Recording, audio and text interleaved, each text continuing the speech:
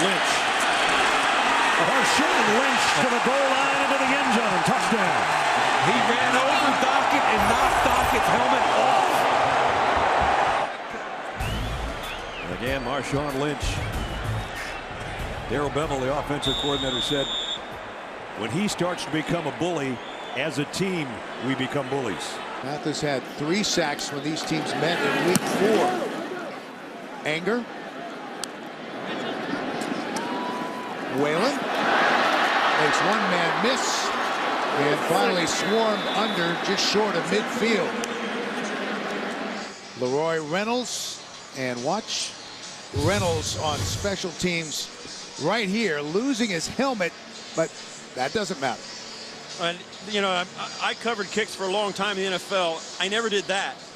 Made the you know, I'd like to give him a compliment, but the biggest one I can give him is he's crazy. From the Saints 15. This is Turner. Cameron Jordan lost his helmet, makes the tackle. Cameron Jordan does a nice job. Tony Gonzalez starts blocking with him. Watch it here on the right-hand side. Tony Gonzalez, then he just keeps coming outside. Flaybo tried to get a little bit of piece of him, but he was just determined right there. Nice job of just keep working upfield. 2nd down and 11. Uh-oh. I just jinxed him. Doesn't matter, with or without a helmet. J.J. Watt will always put his fingerprints on a game, but as you see, a flag has been thrown.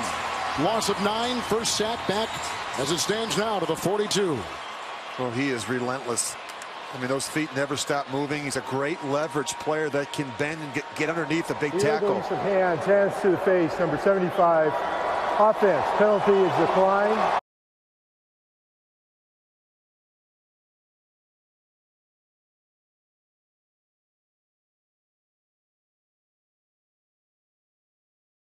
Everybody on their feet. And on a run up to the left sideline, Hill trying to get to the first down. He battles and he dives and he may have it. Without a helmet. Steve Young special. The helmet came flying off and he just kept running forward toward the left sideline after the helmet was already gone. Dansby got him, but too late, and the Niners should have a first. Halfback, fullback, helmetless tackler.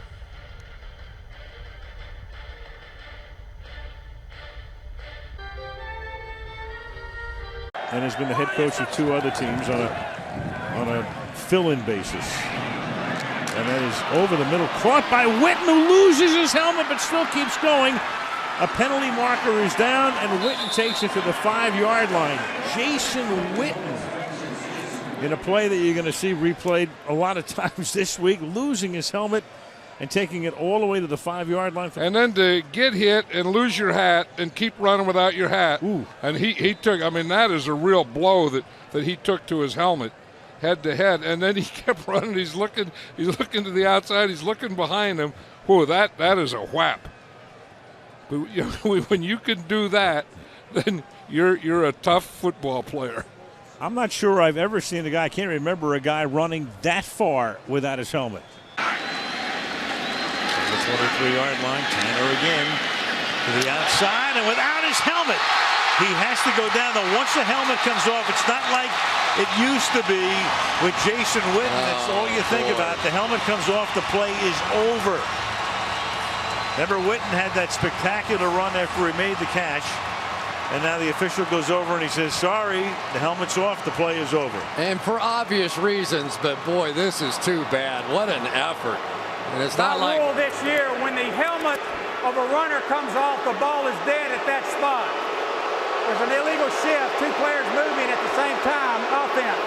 A 5-yard penalty, still 3rd down. That's what you love to see in a young player. He has kept fighting all night long. Helmet comes off. I guarantee you the defense was still playing. Arkin got a little shot down the field.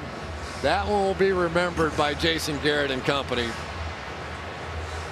Boy, it's so much fun for me to watch these second halves of these games. Taylor hands the ball up to Reggie Bush, who loses his hat and lost the football. But they're going to say touchdown, Buffalo. The ruling on the field is a touchdown. And now we've got some pushing and shoving going on, some heavy pushing and shoving going on after the play, and flags come flying from everywhere. And Reggie Bush's helmet has been tossed to the 25-yard line.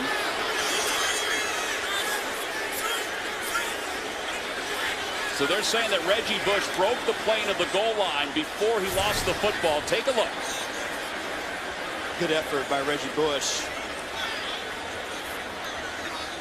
Knee goes down there as the ball comes across the goal line, and that's how he lost the football. I don't know if the knee was down, though, before the football crossed the plane.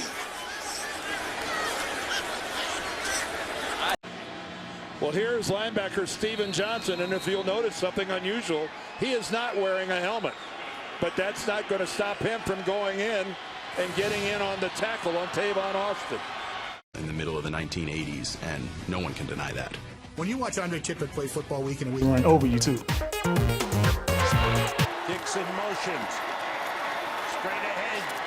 Jonathan Stewart for the touchdown. This is tough sledding. You know, goal line running plays. Look at them push that line of scrimmage. That was easy. Manning throws to Shockey.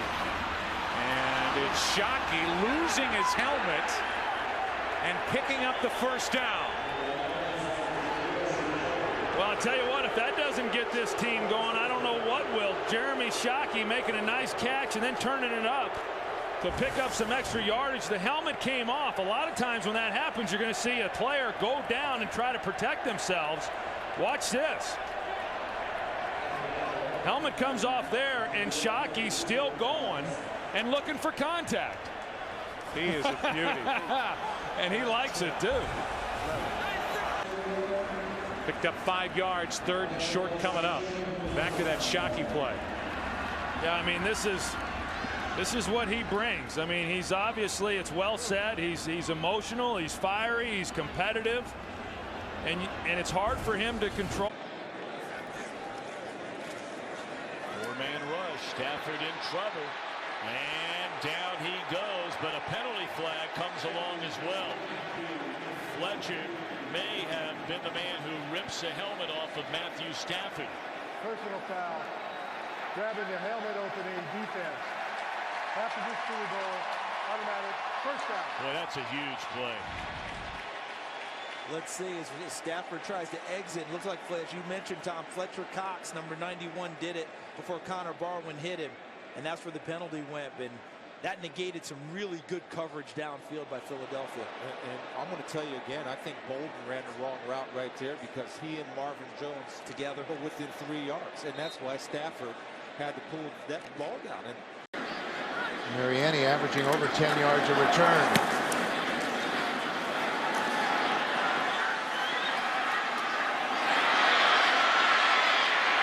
And still on his feet. Finally, out of bounds.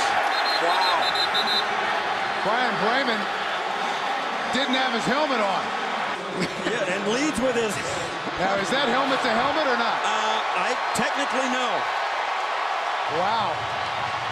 That was a collision. That is your instincts taking over as a football player and not your intelligence. Do some good things, and that time stopping the run. 3rd down and goal. Rodgers running around like Fran Tarkenton, and now he'll try to run it in himself and can't get there. It's 4th down. And Robert Alford was there to stop it. A flag is down, and so is Rashid Hageman.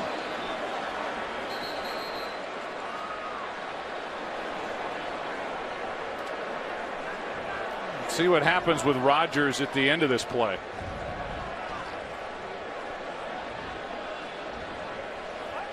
And he gets his hand up into the face mask of Robert Alford and rips the helmet off his head. And trying to stiff arm him, and the hand came up high into the face mask. The Rose Bowl Stadium in Pasadena, California. It is Super Bowl 11. But maybe Tatum's biggest hit came on football's biggest stage when, in Super Bowl 11, he launched into the Vikings' Sammy White. Great hit, wasn't it? That right there alone should put Jack at #1. Have you ever seen that in football?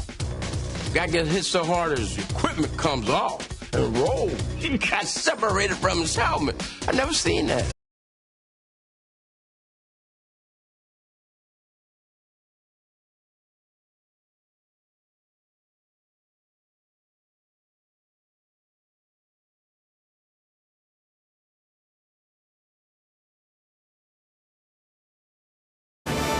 I'm pretty selective. I don't have so many of them that I consider super, but I consider Marion Motley super.